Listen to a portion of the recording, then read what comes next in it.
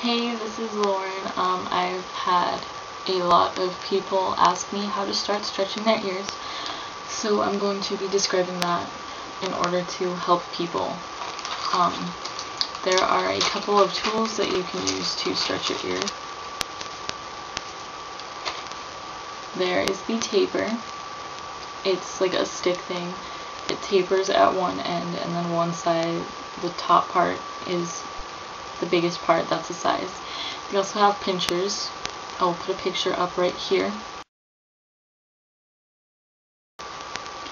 Those you can also use for stretching. The middle part is the size and both ends taper. I would advise using pinchers because they distribute weight evenly to your ears, unlike tapers because it distributes weight unevenly.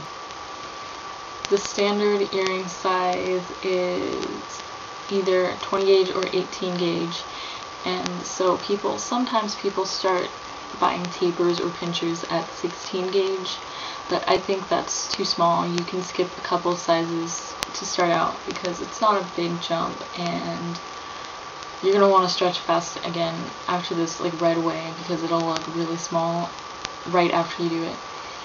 I would suggest buying a 12 gauge taper or pincher, whichever you're going to use to stretch, because that is a decent size. That's the size I started at, and it'll save you time by skipping 16 and 14 gauge.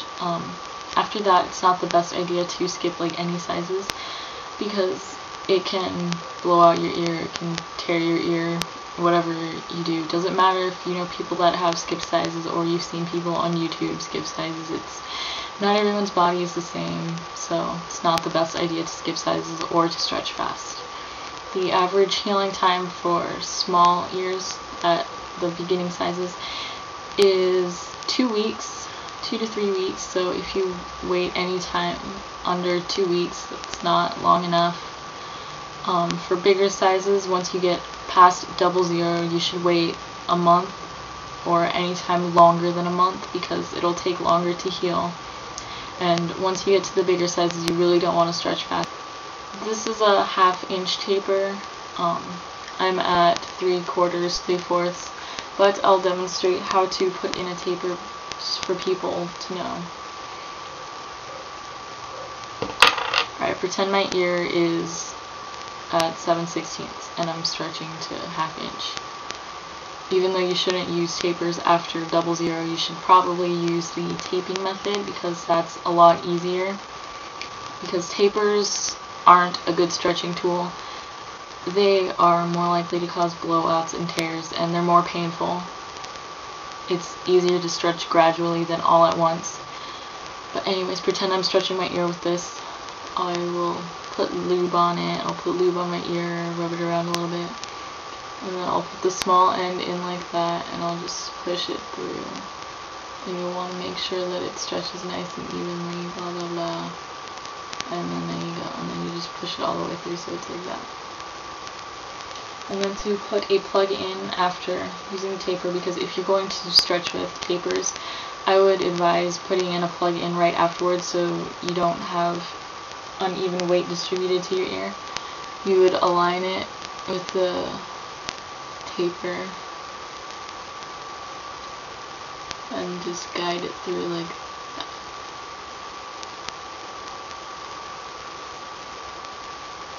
See?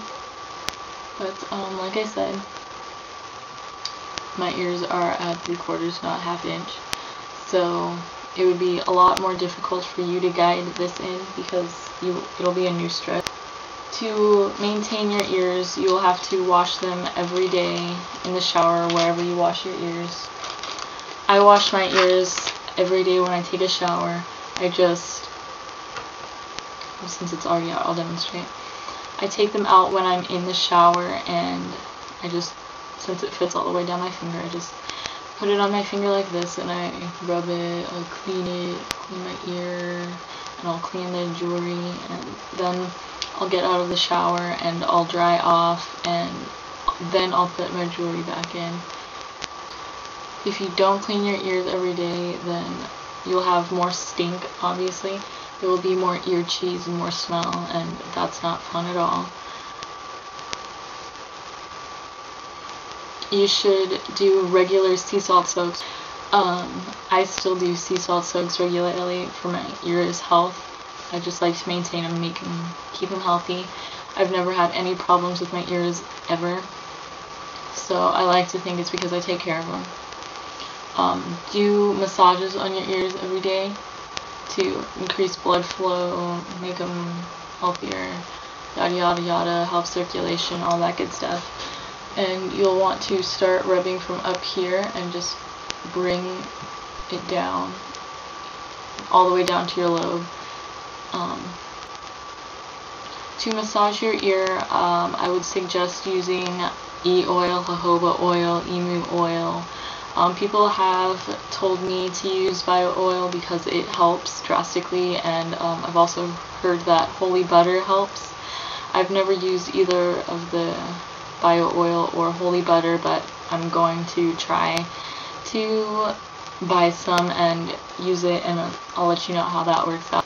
Basically, the only way you can find out what works for your ears is by doing different things. For fun, I'm going to put in a picture of me on the day that I put in my 12 gauge. It was way back in last December 2008. It was a good day. I was excited.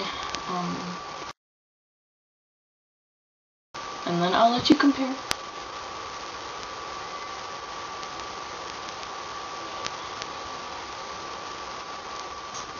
I was thinking about it the other day, and I decided that my current goal right now was 1 inch, and now I thought about it and I found this little thing, and I thought, damn, that would be a nice size to have my ears.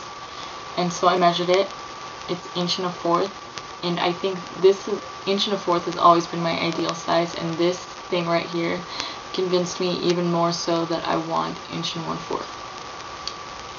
So I think my new goal size is 1 1/4.